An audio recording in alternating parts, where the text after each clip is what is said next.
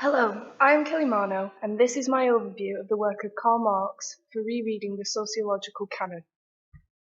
In this presentation, I will cover the background, the Communist Manifesto, commodities and capital, alienation, private property and communism, criticisms of Marx, and applying Marxism.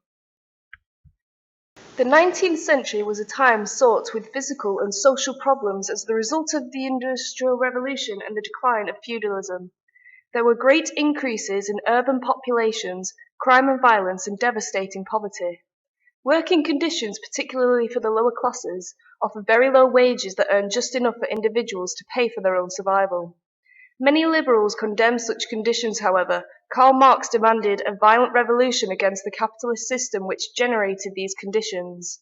Marx's contributions to sociology are vast, and it can be argued that without his influential works, there would not be much of a conflict perspective. The Communist Manifesto was written as a political pamphlet in 1848 by Karl Marx and Friedrich Engels. The Communist Manifesto begins, "A spectre is haunting Europe, the spectre of communism." The first chapter identifies two main classes in bourgeois society, the oppressed and the oppressors, otherwise well known as the proletariat and the bourgeoisie. And it is here argued that class struggles have been ever present. Bourgeois or capitalist society is seen to be the natural superior to the previous feudal times, but by this, personal worth has been resolved into exchange value, which in turn has opened up the free market.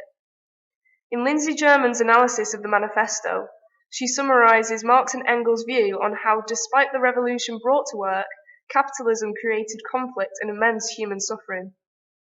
Capitalism is called to soon be replaced by the battles between the now powerful capitalist bourgeoisie and the emerging revolutionary class.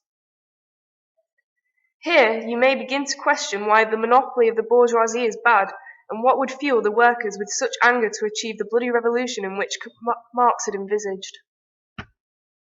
The commodity can be broken down into two values, use value and exchange value. Exchange value appears as the quantitative relation in which items of a certain use value can be exchanged for an item of the same use value. For example, a chair has a use value and perhaps could be exchanged for a table that might be of a similar price.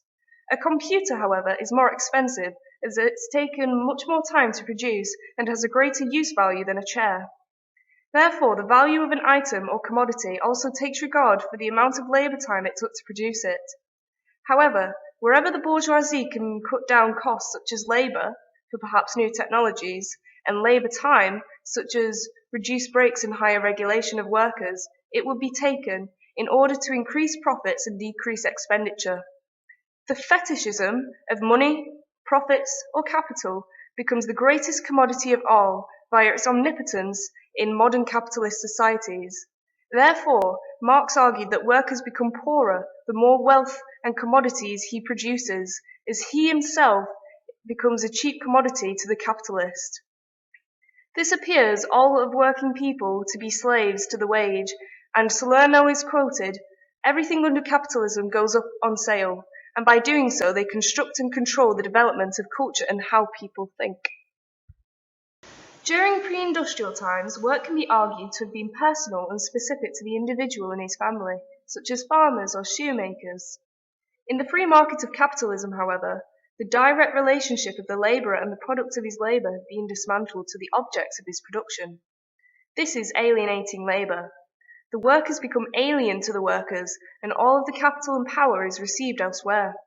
Marx argued this has created a loss of reality for the workers, and estrangement of labor leaves the workers feeling more like a machine than a person. The labor is the real soul of production, yet the political economy gives nothing to the laborer and everything to the private property.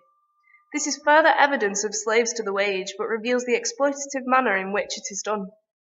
For full communism to be achieved, Marx calls for the abolition of private property, which is the immediate causation of wages and estranged labor. When discussing Marx's contributions to sociology, it is vital to arise the issues in which have been profoundly and vastly addressed by many academics.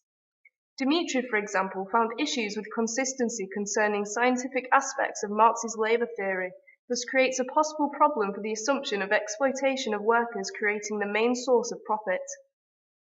This theory of Marx has been discredited by many who now argue that profits come from mechanization. Marx had argued that nothing can prevent the eventual overthrowing of capitalism. However, ironically, Marx had actually written rather little on what this new society will be like and entail. One must also consider that still to this date there has not been a successful revolution of the proletariat, and for many, Marxism and communism has been tainted by historical examples of dictatorship such as Stalin and Mao, despite Marx's key concern of the emancipation of workers. Marx additionally appears to disregard intersectional aspects of society such as gender, where attitudes of segregation of private and public life remained, along with issues of race and others. Despite thousands of criticisms given to Marxism, its message has been exceedingly important, thus has been evolved to fit with modern thinking. Marxist feminism provides a framework explaining the relations of exploitations of workers and inequalities felt by women. The hierarchical and masculine system of capitalism is put under scrutiny by many academics, with evidence of the gender pay gap which was up to 85.8% in 2004 in the UK, and can be further extended to race. Additionally, the disregard of domestic labour as legitimate, wage-worthy labour, explored by academics such as Anne Oakley.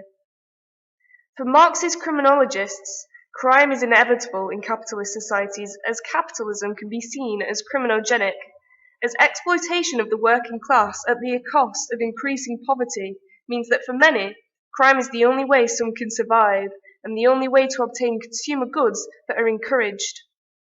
Issues of the proportion of benefit frauds to white-collar crime portrayed in the media can also be explored. For analysis on education, Althusser applies Marxism, arguing that the ruling class used schools as an ideological state apparatus to make capitalism appear just and fair. Marx and Engels also explored religion, arguing that it legitimizes inequality as God-given and unchangeable. It disguises the nature of exploitation, making poverty to be the result of previous sin, and it keeps the working class passive as suffering is seen as virtuous. Lastly, other schools of thought cannot be forgotten, including neo-Marxism, such as Maduro, and liberation theory, which has enabled social change, such as in Latin America. Gramsci's work on hegemony is also vital, as it explores how capitalism uses culture to reinforce its state control. Additionally, the Frankfurt School has created masses of work with Marxian foundation, including key thinkers like Horkheimer, Adorno, and Marcuse, to name a few. To conclude, Karl Marx can be argued to have opened the door to critical theory for sociology, and he is arguably one of the most major Enlightenment theorists. He challenged the status quo of capitalism, which causes great human suffering and alienation worldwide, thus his writings are easily applicable to the experiences of many workers today. His writings created inspirations of many workers' movements, such as the creation of the workers' unions to resist harsh treatment and unjust wages. This has reformed relations with capitalism and the workers. However, for a greater reformation and revolution, class consciousness must be achieved because the proletarians have nothing to lose but their chains. Thank you.